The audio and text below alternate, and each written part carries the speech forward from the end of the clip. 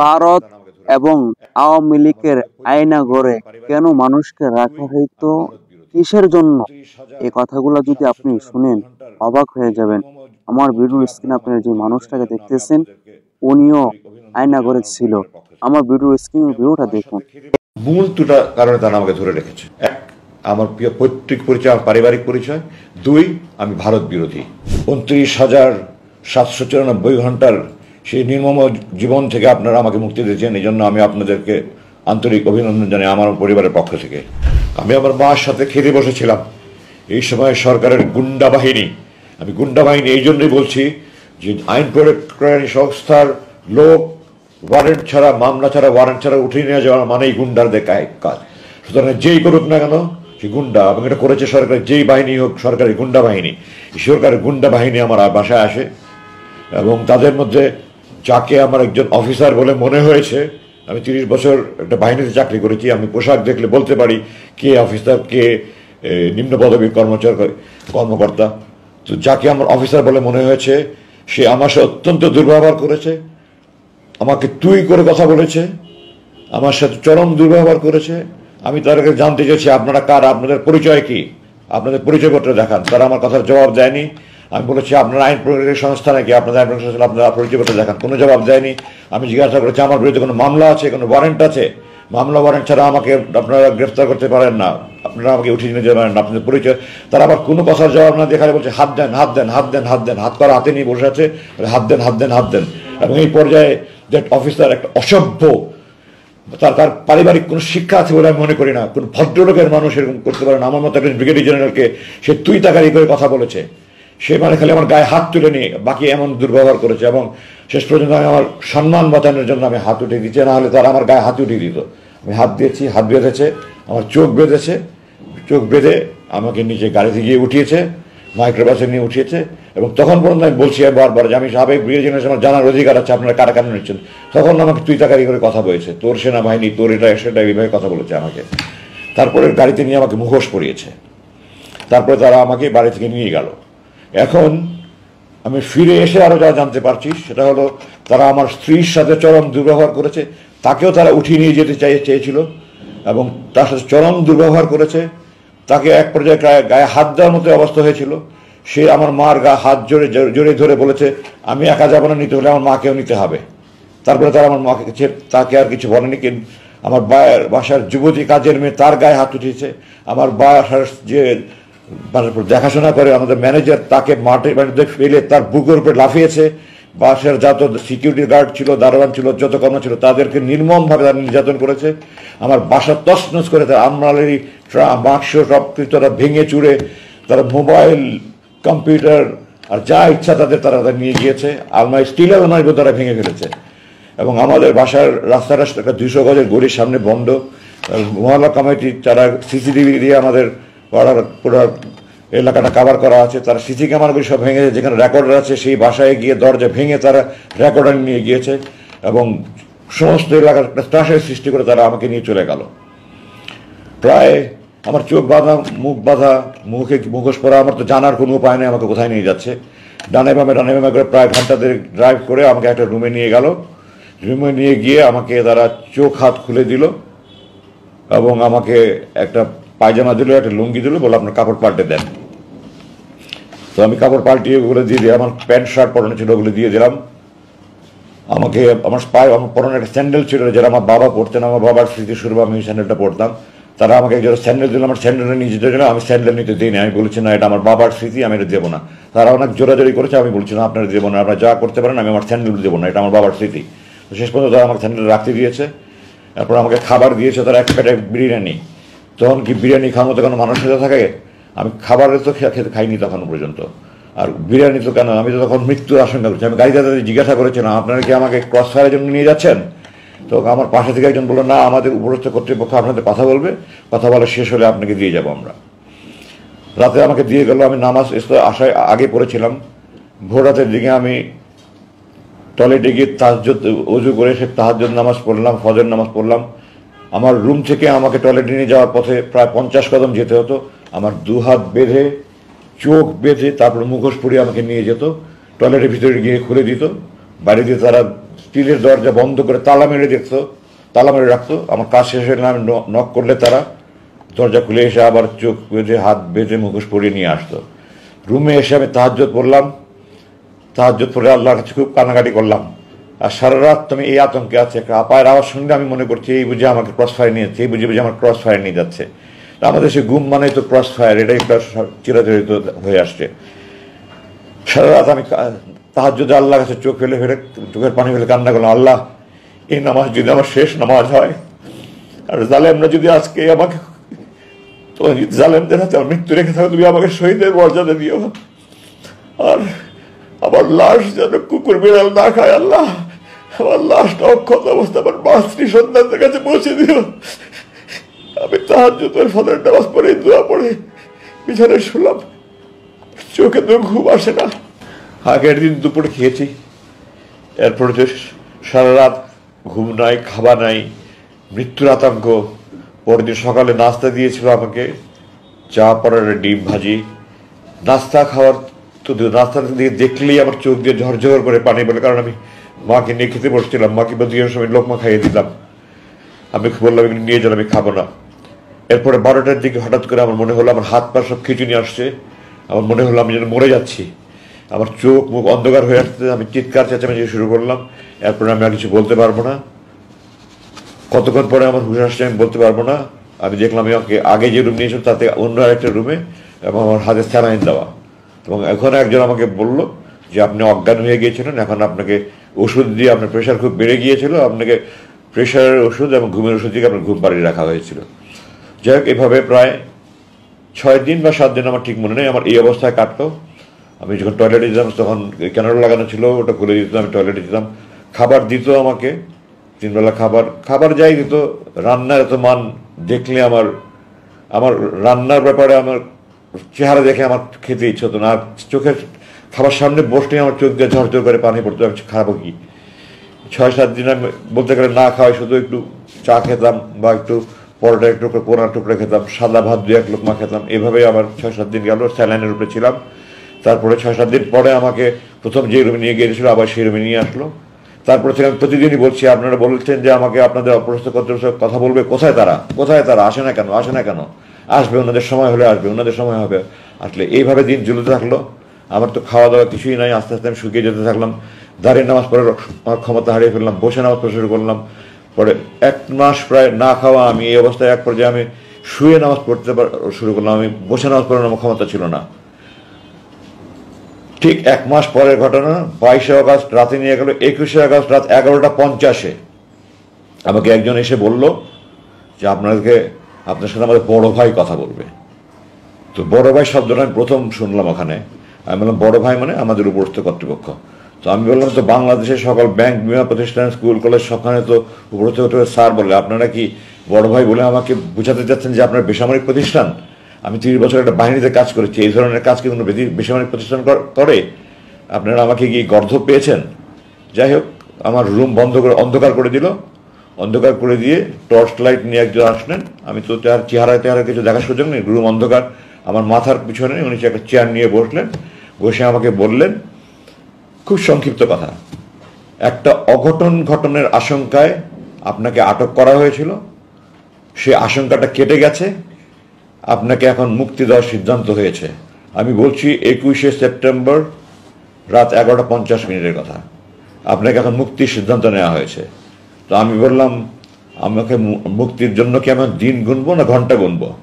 তো উনি বললেন যে আপনি একজন সেনাবাহিনীর সাবেক জেনারেল, আপনি জানেন আপনার সিদ্ধান্ত তো সর্বোচ্চ পর্যায় থেকে আসবে, আমার মতো ব্যক্তির পক্ষে এটা সিদ্ধান্ত দেওয়া সম্ভব না। এই কথা বলে উনি চলে গেলেন। এরপর থেকে আমি দিন গুনছি, কেউ মুক্তির কথা বলে না, কিছুই বলে না। প্রতিদিন দোয়া করি, নামাজ পড়ি, দোয়া করি, চোখের পানি ফেলে কান্নাকাটি করি, কোনো কথা নেই। 19শে সেপ্টেম্বর, মানে আরও প্রায় মাসখানেক পরে, 19শে অক্টোবর প্রথম কয়েকজন অফিসার আসলো। আমাকে তখন রুম থেকে চোখ বেঁধে, হাত বেঁধে, মুখে পরিয়ে ওখানে একটা রুমে নিয়ে গেলো। এটা তাদের ইন্টারোগেশন রুম, মানে কয়েকটা রুম আছে তাদের ইন্টারোগেশন রুম। এবং ওখানে অন্যান্য বন্দীদেরকে তারা অনেক নির্যাতন করে। আল্লাহর রহমত যে আমাকে তারা আমাকে শারীরিক নির্যাতন করেনি। তো আমাকে তারা আমার নামটা অনেক কিছু জিজ্ঞাসা করলো। তারপরে আমার সাথে বিভিন্ন অফিসারের পরিচয় ছিল, তাদের সাথে আপনার কি পরিচয়? অমুকের সাথে আপনার কী পরিচয়, অমুকের সাথে আপনি কী পরিচয়, কীভাবে চিনেন। তো স্বাভাবিকভাবেই এই সরকারে যারা জুলুম নির্যাতনের শিকার হয়েছে তারাই আমার সাথে বেশি যোগাযোগ করেছে, কারণ আমি একজন জুলুম নির্যাতনের শিকার। তো আপনার সাথে তো সব সরকার বিরোধী লোকের সাথে যোগাযোগ দেখা যায়, আমাকে তারা বলছে। তো আমি বললাম যে আমরা সেনাবাহিনীতে কে সরকারকে বেসরকারি আমরা এটা কখনো দেখি না। সেনাবাহিনীতে কোনো দল নাই, সেনাবাহিনীর সবাই আমরা ভাই ভাই, আমরা সবাই সবাইকে ভাইয়ের মতো মনে করি, আমরা সেইভাবে যোগাযোগ করি। কে কি দল করে আমরা সেনাবাহিনীতে দেখি না। সুতরাং আপনারা যেটা বলছেন এটা আপনাদের কল্পনা প্রসূত। আমার সাথে এই ধরনের কারণ এই ধরনের বিরোধী করার বড় জন্য এগুলি হিসাব করে আমরা যোগাযোগ করি না। আমি অমুকের সাথে অমুক জায়গায় চাকরি করেছি, অমুক সাথে অমুক জায়গায় চাকরি করেছি, আমি সমস্ত বিবরণ দিলাম। 19 তারিখে কিছুক্ষণ জিজ্ঞাসাবাদ করে তারা চলে গেল। আবার 3 দিন পরে 22শে অক্টোবর আবার তারা আসলো, আবার একই ধরনের প্রশ্ন। এটা একটা আপনার ইন্টারোগেশনের একটা পদ্ধতি, একই প্রশ্ন বারবার করা, যেন কোনো যদি আমার বক্তব্যে বেশ কম হয় তাহলে তারা বুঝতে পারবে মিথ্যার আশ্রয় নিচ্ছে, তখন ওটা নিয়ে তারা আমাকে বারবার জিজ্ঞাসা করবে। তো সত্য বললে তো আর বারবার জিজ্ঞাসা করলে, 100 বার জিজ্ঞাসা করলেও কোনো সমস্যা নেই। ইংরেজিতে বলে যে most difficult part of telling a lie is that you have to remember what you said the first time. প্রথমে যেটা বলেছিল যদি মনে রাখতে না পারি তাহলে আমি দ্বিতীয়বার উল্টাপাল্টা বললে মিথ্যা হতে হবে। তো আমি যদি মিথ্যা না বলি তো আমার তো এটা মনে রাখার কোনো দরকার নেই। তো আমি দ্বিতীয়বার আমি যা জিজ্ঞাসা করলো একই কথা মনে রেখে একই প্রশ্ন করলো। এরপরে দীর্ঘদিন পর জিজ্ঞাসা করেন, আমি তাদের বললাম আপনারা কতদিন আমাকে এভাবে আটকে রাখবেন, বলে আপনারা থাকেন আরও কিছু জিজ্ঞাসাবাদ করবো। 7ই ডিসেম্বর আমাকে তৃতীয়বার তারা জিজ্ঞাসাবাদ করলো, আগের প্রশ্নগুলি, কিন্তু এই প্রশ্ন এবার কিছু ব্যতিক্রম ধর্মীয় প্রশ্ন ছিল। এখানে তারা আমাকে হঠাৎ করে বলল, আপনি ভারতের বিরুদ্ধে ফেসবুকে এত সোচ্চার কেন? আমি এখন একটু পিছনে দিয়ে ফিরে যেতে চাই। আমি আমার শরীরের প্রতিটা অনুপরমাণু, শিরা উপসারের লোমকূপ, রক্তবিন্দু, সমস্ত অস্থিমজ্জা, খাঁটি দেশপ্রেমিক আপাদমস্ত আমি সৈনিক, আমি দেশের জন্য জীবন দেওয়ার জন্য শপথ নিয়েছিলাম, আমি যোগদান করেছি, আমি এখনও প্রস্তুত দেশের জন্য জীবন দেওয়ার জন্য। তো আমি বলেছি যে আমাকে যে খুব বলেছিলাম ভারতের বিরুদ্ধে ফেসবুক এত সোচ্চার কেন? তো আমি বললাম ভারতের বিরুদ্ধে ফেসবুকে সোচ্চার হওয়া যদি বেআইনি হয় তাহলে আপনারা আমাকে আটকে রেখেছেন কেন? বিচার বহির্ভূত হবে, আমাকে সে আইনে মামলা দিচ্ছেন না কেন?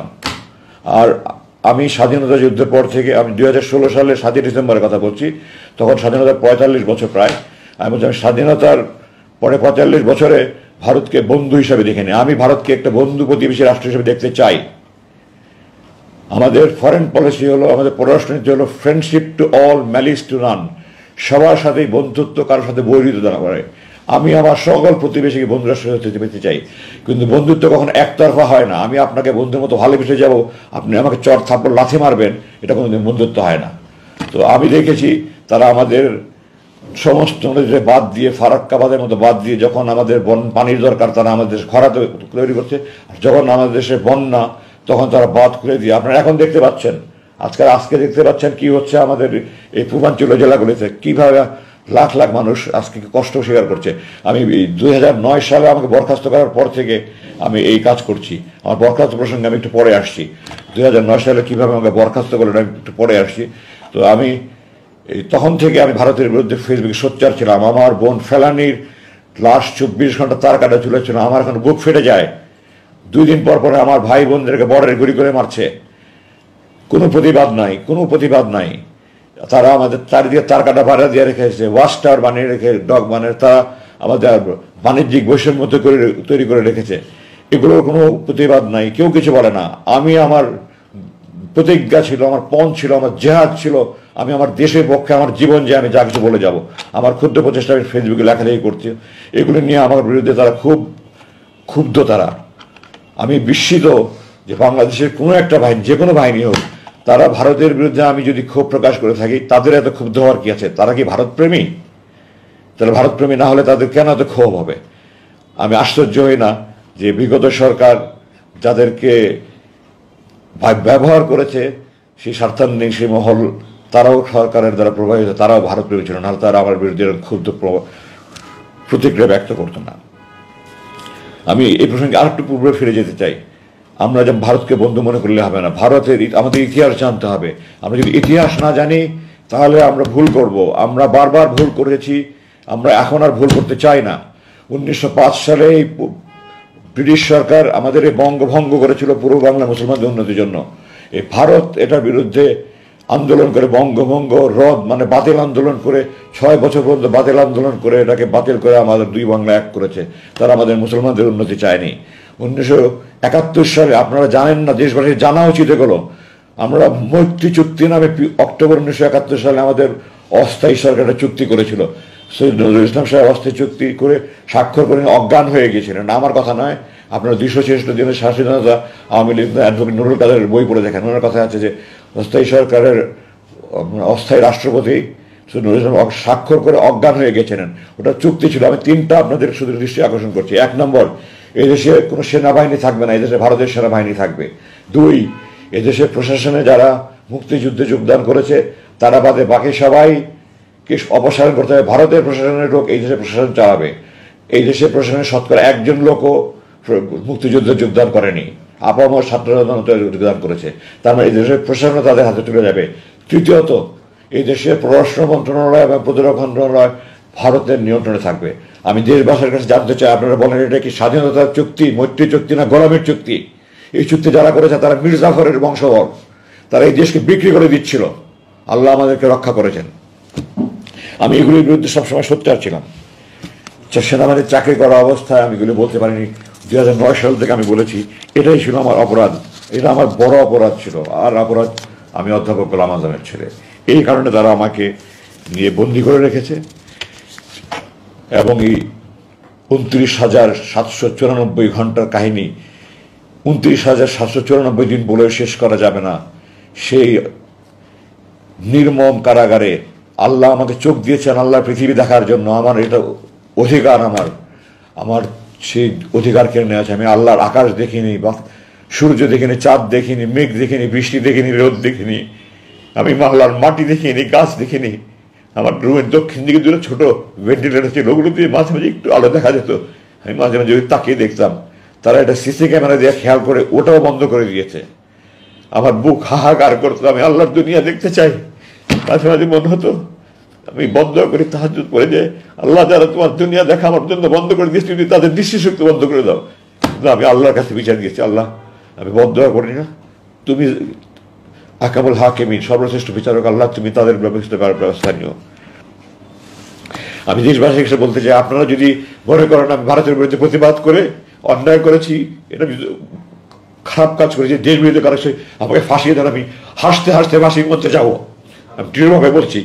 আর যদি আপনারা মনে করেন আমি দেশপ্রেমিক হিসেবে সঠিক কাজ করেছি, তাহলে যারা আমার উপরে জুলুম করছে তাদের বিরুদ্ধে আমি সরকারের কাছে বিচার চাই, আপনাদের কাছে বিচার চাই। আপনারা এদেরকে খুঁজে বের করুন, এদেরকে একটা একটা করে বিচার করে তাদের যদি যার যে প্রাপ্য শাস্তি তা সে শাস্তি প্রাপ্য দেবে। সরকারের কাছে আহ্বান জানাই, আপনারা আমাকে সহ যত রকমের যত গুম খুন ধর্ষণ রাহাজানি যত অন্যায় বিচার জুলুম হয়েছে, এই সবগুলির দোষী ব্যক্তিদের শাস্তি পূর্ণাঙ্গ বিচার করে মৃত্যুদণ্ড হোক, যে দণ্ড হোক, আপনার সেই দণ্ড প্রদান করেন। আমার ওখানে দিনগুলো কিভাবে কেটেছে এগুলো আমি মনে করে আমার বুক ফিরে যায়। আমি এগুলি ওই দুর্ধর্ষ ওই বিভীষিকাময় দিনগুলোর কথা মনে করতে চাই না। আমার চোখ 41,000 বারের মতো আমি হিসাব করেছি এই 8 বছরে, মোট 41,000 মতো আমার হাত করা পড়েছে। আমার হাতের এখানে শত শত দাগ হয়ে গেছে। আমার চোখের এখানে চোখ এত জোরে বাঁধতো, চোখের মনি মনে হয় ফেটে যাচ্ছে। আমি অনুরোধ করতাম একটু ঢিলা করে বাঁধেন, একটু ঢিলা করে বাঁধেন। আমার চোখে মনি ব্যথা হচ্ছে, আমার নাককে চাপ পড়ছে, আমি শ্বাস নিতে পারছি না। কোনো মায়া দয়াহীন ছিল না। আর কষ্ট লাগতো যে ছেলেগুলি রুমে আমাকে খাবার দিতে বা আমাকে টয়লেটে নিয়ে যাওয়া আসা করতো, সেই ছেলেগুলি আমি যখন 1981 সালে কমিশন হই, যে সৈনিক আমার বুট পালিশ করতো তাদের নাতির বয়সে ছেলে, আমার বড় সন্তান থেকে 10-12 বছরের ছোট ছেলে, তারা আমাকে ধমকের সুরে হুকুমের সুরে কথা বলতো। আমার সমস্ত শরীর আগুন জ্বলতে, কিছু করতে পারতাম না, প্রতিবাদ করতে পারতাম না। ওখানে দৈনন্দিন প্রশাসন দেখার জন্য একটু সিনিয়র লেভেলের, আমার ধারণা তারা ওই হাবিলদার পর্যায়ের হবে। আমি তাদের কাছে বারবার অনুরোধ করেছি। 2-1 জন ছিল একটু সহানুভূতির ছিল, 2-1 জন ছিল, তারাও সুরভেদারও আমার সাথে চরম দুর্ব্যবহার করেছে। এক পর্যায়ে এমন হলো যে একটা ছেলে বারবার দুর্ব্যবহার করছে, আমি তাকে বারবার পরিবর্তন করার কথা, তাকে পরিবর্তন করছে না। আমি সুরভেদারকে বললাম যে আপনারা যদি একে পরিবর্তন না করেন তাহলে আমার খাবার সময় যদি তার ডিউটি থাকে আমি খাদ্য বর্জন করবো। আমার সুরভেদার আমাকে হুমকি দিল, আপনি যদি খাদ্য বর্জন করেন তাহলে প্রতিবেলা খাবার সময় আমি তাকে ডিউটি দেবো। এবং সে সেটা বাস্তবায়ন করেছে। আমি 2 দিন শুধু মুড়ি পানি খেয়ে থেকেছি, কারণ যখনই আমার নাস্তার সময় তাকে ডিউটি দেয়, যখনই আমার দুপুরে খাবার সময় তাকে ডিউটি দেয়, যখনই আমার রাতের খাবার সময় তাকে ডিউটি দেয়। ডাক্তার কিছুদিন, এটা গত বছর শেষের দিকে কথা বলছি, আমার কথা একটু আগে পিছিয়ে হয়ে যাবে, কিছু ক্ষমা করবেন আমাকে। তো ডাক্তার গত জানুয়ারি মাসের 19-20 তারিখের দিকে আমার দেখতে আসলো। প্রথম দিকে প্রায় 1 মাস পর পর দেখতে আসতো, এরপরে বছরখানেক পর থেকে 2 মাস পর পর দেখতে আসতো, বছর 3 পর থেকে 3 মাস পর পর দেখতে আসতো, শেষ পর্যন্ত 3 মাস পর পর দেখতে আসতো। তো গত জানুয়ারি মাসে ডাক্তার 19-20 তারিখে থেকে আমার দেখতে আসলেন, আমাকে বললেন আপনি কেমন আছেন। আমি বললাম ডাক্তার সাহেব, বললাম ডাক্তার সাহেব আপনাকে হাত জোর করে বলছি আমার শারীরিক চিকিৎসা দরকার নেই, আপনি আমাকে মানসিক নির্যাতন থেকে রক্ষা করেন, আমি সহ্য করতে পারি না। এই যে যারা আমার বুট পালিশ করেছে, তাদের নাতির বয়সী ছেলেরা আমার সাথে যেই ব্যবহার করে, আমার বাবা মা, আমার বড় বোন, আমার কোনো বোন নেই, আমরা 6 ভাই, বড় 3 ভাই, আমার চাচা চাচি, মামা মামি, খালা খালি, খালু ফুফা বুবু, মোট 35 জন। এই 35 জন মিলে সারা জীবনে আমার সাথে দুর্ব্যবহার করেনি। একটা ছেলে শুধু কয়েক মাসে আমাদের সাথে দুর্ব্যবহার করেছে। আমি সেনাবাহিনীর চাকরি, তো সিনিয়র কর্তৃক দুনিয়াতে বকাঝকা দেওয়া, এটা যে কোনো বাহিনীতে হয়ে থাকে। আমার 35 বছর সেনাবাহিনীর চাকরিতে আমার সিনিয়ররা আমাকে এত বকাঝকা করেনি, একটা ছেলে আমার সাথে এত দুর্ব্যবহার করছে। আমি সুপারভাইজারকে বারবার বলেছি আপনি তাকে দয়া করে পরিবর্তন করেনি। আমি ডাক্তার সাহেবকে সব বললাম, আমি তাকে যখন বলেছি যে আমি খাদ্য বর্জন করবো, সে তখন বলেছে আমি তাকে বারবার ডিউটি দিব, এবং সে হুমকি বাস্তবায়ন করেছে। তারপরে ডাক্তার সাহেব দয়া পরামর্শে উনি উদ্বস্ত কর্তৃপক্ষ করে ওই সুপারভাইজার ওই সৈনিককে পাল্টে দিয়েছে। তো আমার এই কষ্ট আমি আপনাদেরকে ভাষায় প্রকাশ করতে পারবো না, প্রকাশের কোনো ভাষা নেই। যারা এই সুপারভাইজারের বয়সের ছেলেরা, তাদের জন্মের আগে তাদের মতো, আমি তাদেরকে একজনকে বলেছিলাম একদিন যে সুপারভাইজার সাহেব আপনার জন্মের আগে আমি আপনার মতো লোক চড়িয়ে খেলেছি, আমার চোখের ইশারা তারা বুলেটের মতো কাজ করেছে, আজকে আপনি আমার সাথে দুর্ব্যবহার করছেন। সে তারপরেও দুর্ব্যবহার করেছে, এবং দুর্ব্যবহার না, তারপরে আমার চোখ আরো বেশি লাইট করে বাঁধা শুরু করেছে, আরো নতুন নতুন। আগে আমাকে প্রথমত নামাজের সময় বলতো, তারা নামাজের সময় বলেন, আমি বললাম আপনার কি মুসলমানের ছেলে নাকি, আমাকে নামাজের সময় বলেন। আমি তাহাজ্জুদ পড়ে বসে আছি, ফজর নামাজ পড়বো, কিন্তু নামাজের সময় বলে না। আমি জোরের নামাজের টাইম জানতে চাচ্ছি, যে জোরের নামাজে ওয়াক্ত হলে নামাজটা পড়ে একটু শুভ, তারা নামাজের টাইম পড়ে না। আমার আজান মাঝে মাঝে শোনা যেত, হালকা হালকা শোনা যেত, ভেন্টিলেটরটা বন্ধ করার পরে ওটাও শোনা যেত, কারণ মানে রুমের এত চারিদিকে তো আপনার এক্সস্ট ফ্যান আর জেনারেটরের মতো সাউন্ড, আর পাম্পের মতো বিভিন্ন রকমের সাউন্ড, ঠিক এইভাবে কি যেন সাউন্ড তারা তৈরি করে, আজান হলে আরও বেশি সাউন্ড তৈরি করে তারা, যেন আমরা আজান শুনতে না পাই। আমি আপনাকে মুসলমানের বাচ্চা, একটা কাফের দেশও তো এরকম অন্যায় করা হয় না বলে আমার মনে হয়।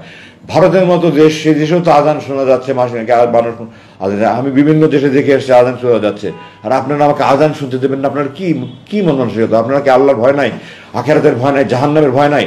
বলেন না আমরা নামাজ পড়ি করে, আপনাদের এগুলি অন্তরের কথা না, এগুলি আপনাদের মুখের কথা। আমি তাদেরকে এভাবে বলেছি,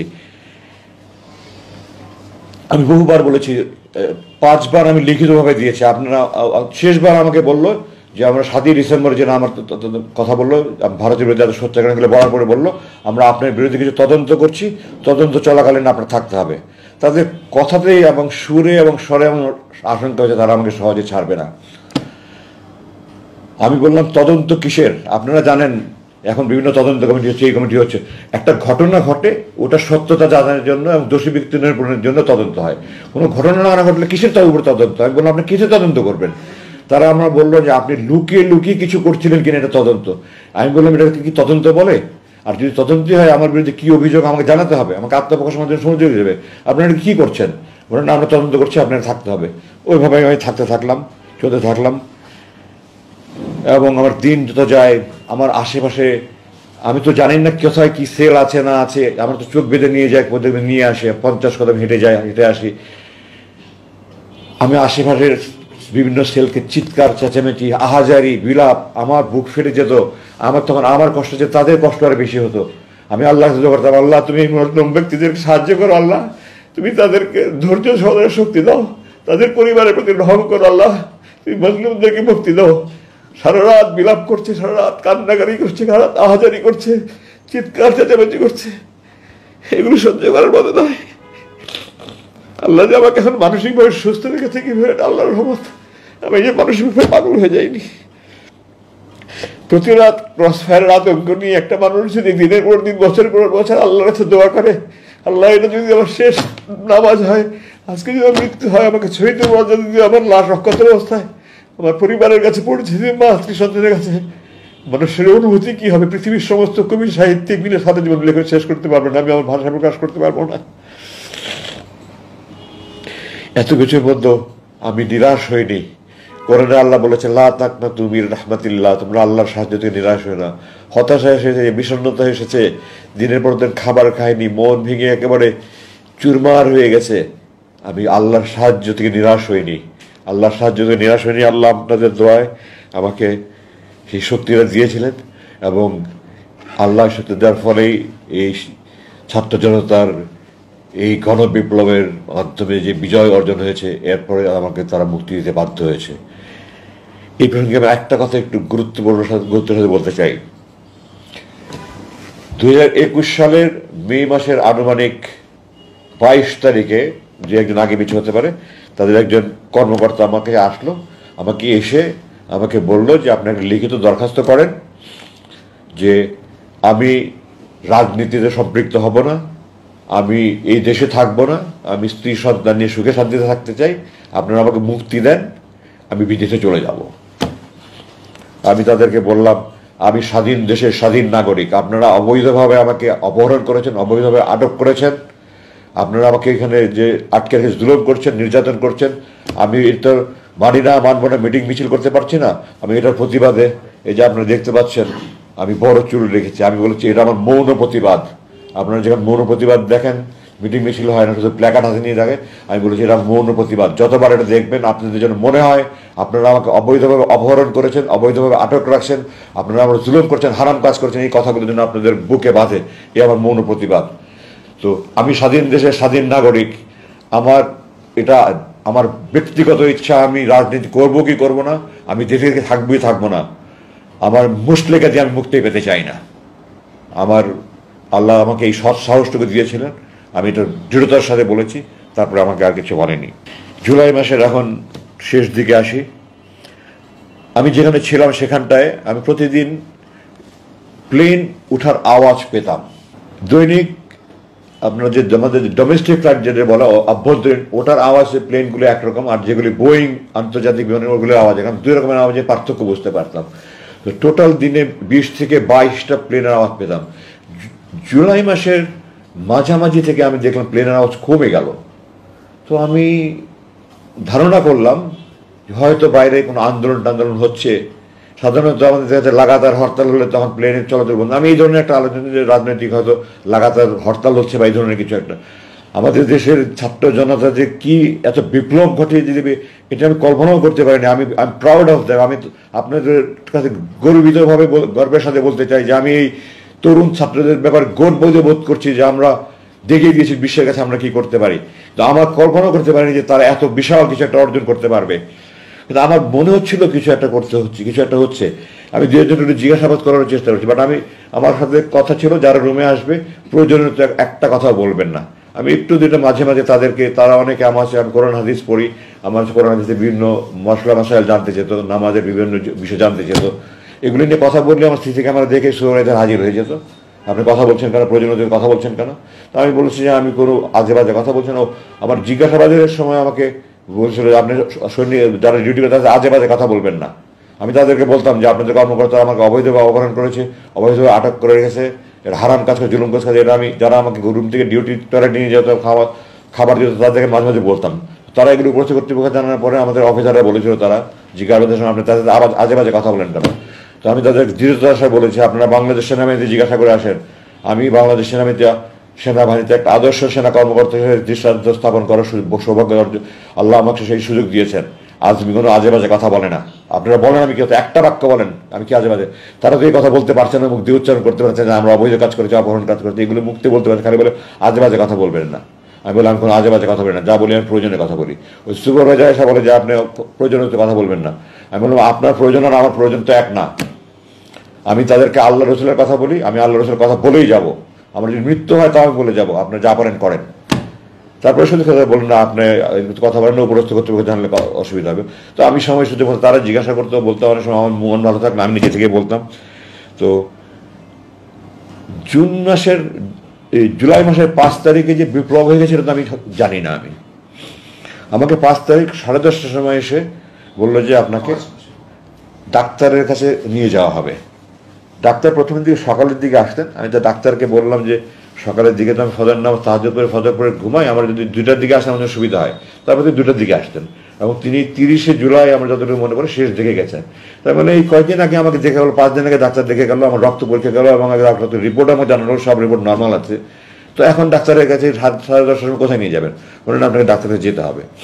বলে আমাকে আমার রুম থেকে চোখ হাত বেঁধে মুখোশ পরিয়ে একটা গাড়িতে করে এই 1-1.5 মিনিট গাড়ি চালিয়ে ওখানে আশেপাশে কোনো আরেকটা রুমে নিয়ে গেল। এখন আমি ধারণা করি যে ব্রিগেডিয়ার হাসান নাসিরের নেতৃত্বে কিছু সংখ্যক সামরিক অফিসার, কর্নেল হাসিনের মতো সাহসী সামরিক অফিসার, ব্রিগেডিয়ার হাসানের সাহসী অফিসার, কিছু অফিসার বোধহয় ওই কচু ক্ষেতে যে ডিজিএফআই আছে ওই অফিসের সামনে গিয়ে তারা চিৎকার চেঁচামেচি করেছে, আমরা আজমিকে চাই, আজমিকে চাই। তখন তারা তাদের সবচেয়ে বিভিন্ন সময় নিয়েছে, এই ধরনের একটা কিছু সম্ভবত আমি যতটুকু শুনতে পেরেছি বাইরে এসে। ওই জন্য তারা যদি ঢুকে পড়ে এবং ওই রুমগুলোতে আমার সার্চ করে, এই জন্য তারা আমার ওর দিকে সরিয়ে আরেকখানে নিয়ে গেল। 5 তারিখ রাতের কথা বলছি আমি, 10:30টায়। তারপরে ওখান থেকে আমাকে রাত্রে 2:30-3টার দিকে বললো আপনাকে আমরা হাসপাতালে নিয়ে যাব। তো আমি বললাম গত 8 বছর থেকে আমি আপনাদেরকে বলছি আমার দাঁত ভেঙে গেছে, আমার 1-2টা দাঁত ভেঙে গেছে, আমার কানে সমস্যা হচ্ছে, আমার চোখে তো চশমা যেটা দেখছেন, আমি মুক্তির পরে ডাক্তার দিকে চশমা নিয়েছি, কিছুদিন পরে আমি চশমা পড়তে পারতাম না। আমি বলতাম আমার চোখে চিকিৎসা, তাদের স্পষ্ট জবাব, আমার চোখে চিকিৎসা হবে না, দাঁতের চিকিৎসা হবে না, কানে চিকিৎসা হবে না, এখানে রেখে যা করা যায় করা যাবে। ওনাখানে যারা ডাক্তার ছিলেন ওনারা মেডিকেল স্পেশালিস্ট ছিলেন। আমার প্রথমে যাওয়ার পর যখন চোখ বাঁধতো এখানে আমার ঘা হয়ে গেল, তো একটা ওষুধ দিলেন, পরে এটা পুরো মুখ ঘা ছড়িয়ে গেল। যাই হোক পরবর্তীতে ওষুধ সংক্রান্ত আমার এই মুখে এখনও চারিদিকে অনেক সমস্যা রয়ে গেছে, চামড়ায়, হাতে পায়ে চামড়া নানার সমস্যা হয়েছে। তো আমি বললাম যে এত 8 বছর ধরে আমি বলছি আপনাদের কাছে আমাকে হাসপাতালে নিয়ে যান, আপনারা হাসপাতালে নিয়ে যেতেন না, এখন রাত 3টার সময় আপনার হাসপাতালে নিয়ে যেতে কী কথা? তো বলে না যেতে হবে। তো তার যেতে হবে বলে তার কিছু উপায়ে চোখ হাত বেঁধে আবার মুখোশ পরে অ্যাম্বুলেন্সে করে যাচ্ছে রাত 2:45-3টার দিকে যাচ্ছে আর শেষ নাই। তো আমি বললাম যে ঢাকা শহরে কোনো হাসপাতাল তো এত দূরে না, আপনারা কোথায় হাসপাতালে নিয়ে যাচ্ছেন? তখন জবাব দিল না। তারপরে রাস্তা ভাঙাচোরা। তো বললাম যে ঢাকা শহরের রাস্তা তো এত ভাঙাচোরা না, আপনারা কি আমাকে কোথাও গ্রামের দিকে নিয়ে যাচ্ছেন নাকি? তার কোনো জবাব দিল না। আমাকে নতুন একখানে নিয়ে গেল, নিয়ে গিয়ে ওরকম বন্দিশালার মতো একটা বন্দিশালা, এটাতে অবশ্য অ্যাটাচ টয়লেট ছিল, ছোট রুম, একটা খাট, একটা টেবিল ছিল। তো আমাকে বললো আপনি এখানে থাকেন না। তখন ওখানে রুমে একটা ঘড়ি ছিল, ঘড়িতে দেখলাম তখন সকাল প্রায় 5:45।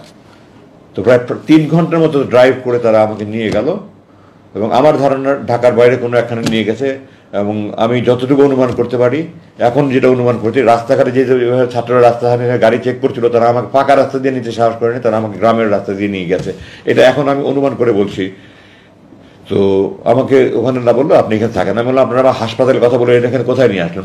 আরেক বন্দিখানায়। বলে থাকেন, আমাকে পরে জানানো হবে। তো এটা 6 তারিখ সকালের কথা বলছি। 6 তারিখ দুপুরে আমাকে বললো আপনাকে আজকে রাতটা মুক্তি দেওয়া হতে পারে। একজনে বললো আমাকে আপনার কাপড়ের সাইজ বলেন। তো আমি বললাম তো আমি সাধারণত গার্মেন্টের কাপড় পরি না, আমি সাইজ বলতে পারবো না। তো তারা একটা কাপড় নিয়ে আসলো, আমাকে দেখালো যে আমি যে কাপড়টা আপনার প্রথম দেখেছেন, আমি প্রথম মুক্তি পরে যে একটা প্যান্ট শার্ট গাঞ্জি পরেছিলাম ওই কাপড়গুলো, ওটা পরে দেখলাম ঠিক আছে। তো বললো আমরা রাত্রে 2:30-3টার দিকে আপনাকে নিয়ে যাব। তো 2:30-3টার দিকে এসে বললো যে আমরা আজকে কোনো একটা বিশেষ অসুবিধার কারণে নিতে পারছি না, আপনার কালকে মুক্তি হবে। আমার অপেক্ষা করা ছাড়া তো কোনো উপায় নেই, আমি বাইরের কোনো জগতের কোনো খবরই নাই আমার কাছে। পরের দিন সকালবেলা দুপুরে আমাকে এসে বললো আজকে রাত 9টার দিকে আপনাকে নিয়ে যাব। আমি সাধারণত 9:30 দিকে ভাত খেতাম, বললো রাত 9টার দিকে আপনি নিয়ে যাওয়া হবে, আপনাকে 8টার দিকে ভাত দিয়ে দেবো, এর মধ্যে আপনার খাবার টাবার খেয়ে রেডি হয়ে যাবেন। তো আমি সেই অনুযায়ী রেডি হয়ে গেলাম। তখন তো আমি কোথায় নিয়ে যায়, আবার কোথায় নিয়ে মেরে ফেলে, কিন্তু আমি তো কোনো কিছু সব কিছু অনিশ্চয়তার মধ্যে। আমাকে এগুলি ভাওতা দিয়ে আমাকে কোথাও নিয়ে গুম করে মেরে ফেলবে, লাশ কোথায় ফেলে রাখবে, এই আশঙ্কায় তখন থেকে খাবারও মুখে আসে না। যাই হোক সামান্য কিছু খেয়ে আমি রেডি হয়ে থাকলাম। তারপর 9:15 দিকে নিয়ে রওনা হলো। প্রায় 2.5 ঘন্টার মধ্যে গাড়ি চালিয়ে আমাকে সেই টাঙ্গাইল যমুনার রাস্তা এলেঙ্গায় রাস্তার পাশে নিয়ে আমাকে চোখ হাত বেঁধে ছেড়ে দিল, আমাকে কিছু টাকা দিল আপনার বাস ভাড়া। তোমায় বললাম এটা কোথায়? বললো ওই যে সামনে বাস স্ট্যান্ড আছে, ওইদিকে পিছন দিক থেকে গাড়ি আসবে, আপনি বাস স্ট্যান্ডে গেলে যেতে পারেন। আমাকে কিছু টাকা ভাড়া দিয়ে দিল, বললো আপনি মুক্তি। আমার বাংলাদেশকে নেশিরা, আমার বাংলাদেশের মানুষগুলাকে নেশিরা কিভাবে ষড়যন্ত্র করতেছিল এই আওয়ামী লীগের নেতা ফেতা, মন্ত্রী থেকে দইরা প্রধানমন্ত্রী সহকারে, দেখেছেন তো তিনি বিস্তারিত বলেছে। এটা শোনার পর আমার কাছে খারাপ লেগেছে। এই দেশকে তারা ভালোবাসে, এই দেশকে আমরাও ভালোবাসি। এই দেশের পক্ষে কথা বলার কারণে আজকে যদি তাদের এই অবস্থা হয়, আর যদি আওয়ামী লীগ যদি আরো কিছুদিন থাকতো তাহলে কি হইতো? একবার চিন্তা করুন। আর আজকের ভিডিওটা যদি ভালো লাগে অবশ্যই শেয়ার করে আরেকজনকে দেখার সুযোগ করে দিবেন। আজকের ভিডিওটা এ পর্যন্তই। ভালো থাকবেন, সুস্থ থাকবেন। আসসালামু আলাইকুম ওয়া রাহমাতুল্লাহি ওয়া বারাকাতুহু।